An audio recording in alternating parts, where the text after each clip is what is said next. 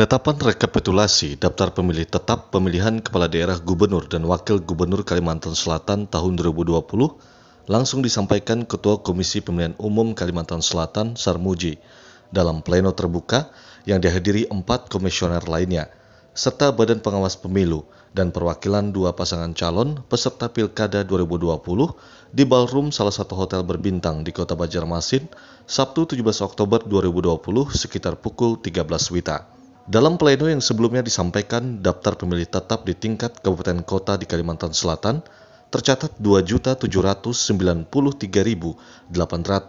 pemilih dengan rincian pemilih laki-laki sebanyak 1.396.244 pemilih, serta pemilih perempuan sebanyak 1.397.567 pemilih yang tersebar di 9.069 tempat pemungutan suara di 153 kecamatan dan 2.008 kelurahan serta desa se-Kalimantan Selatan. Menurut Ketua KPU Kalsel Sarmuji, meskipun dalam pleno terbuka penetapan rekapitulasi daftar pemilih tepat pemilihan Kepala Daerah Gubernur dan Wakil Gubernur Kalsel tahun 2020 mendapatkan catatan dari Bawaslu Kalsel, pihaknya akan terus berkoordinasi untuk masyarakat yang mendekam dalam lembaga pemasyarakatan, serta meminta apabila ada masyarakat yang tercecer, maka bisa memakai hak suaranya di 9 Desember mendatang dengan membawa KTP elektronik, namun proses pencoblosannya dimulai setelah pukul 12 siang. Kita rapat pleno terbuka ya, rekapitulasi daftar pemilih tetap untuk pemilihan gubernur dan wakil gubernur Kalimantan Selatan tahun 2020. Di mana semua kabupaten kota sudah melaksanakan penetapan DPT-nya.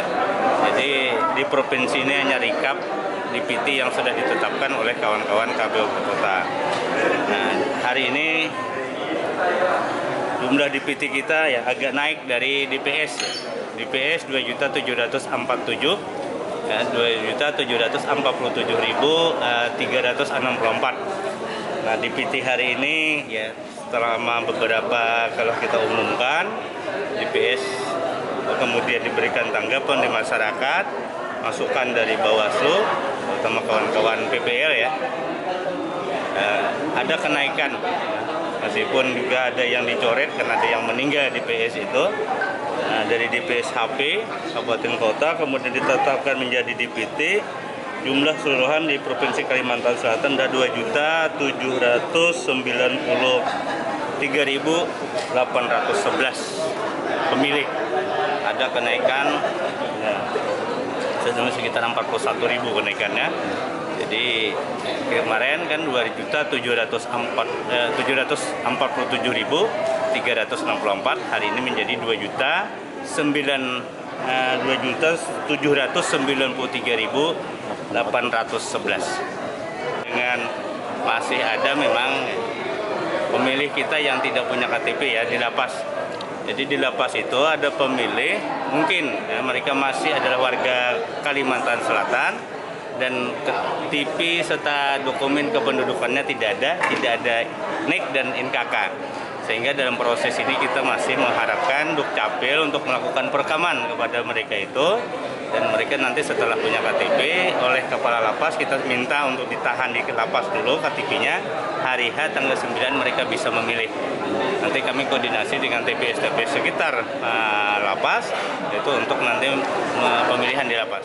Penetapan daftar pemilih ini memang daftar pemilih kita berkurang dari daftar pemilih waktu kita pemilu legislatif 2019.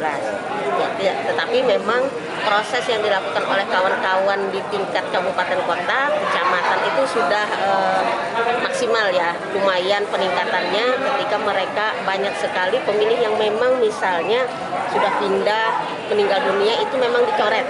Jadi pengurangannya lumayan signifikan. Lalu untuk hari ini masih ada beberapa pemilih di lapas yang masih belum masuk ke dalam daftar pemilih tetap karena memang NIK dan NKK mereka belum ditemukan, belum terlacak, hanya ada nama misalnya alias juga itu nama tersebut. Jadi 3.000 lebih penghuni lapas yang belum masuk dalam daftar pemilih kami rekomendasikan kepada KPU untuk men-tracking kembali. Nah, men-tracking kembali pemilih tersebut. Mudah-mudahan nanti pada di 9 Desember sudah ditemukan NIK NKK-nya sudah terdaftar di TPS mana, terdaftar atau belum. Kalau belum kan bisa dimasukkan. Nah, jadi itu yang kedua terkait dengan pemilih pemula yang belum memiliki KTP elektronik. Karena saat memilih pada hari IH itu harus memiliki KTP elektronik.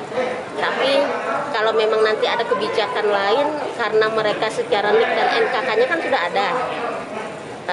Itu sudah bisa dimasukkan dalam daftar pemilih, hanya saja secara fisik KTP-nya belum memiliki. Jadi kami minta juga kepada Dukcapil mungkin bisa secepatnya melakukan perekaman terhadap pemilih pemula ini, sehingga tidak ada kendala lagi pada hari H mereka terkait dengan KTP yang mereka miliki.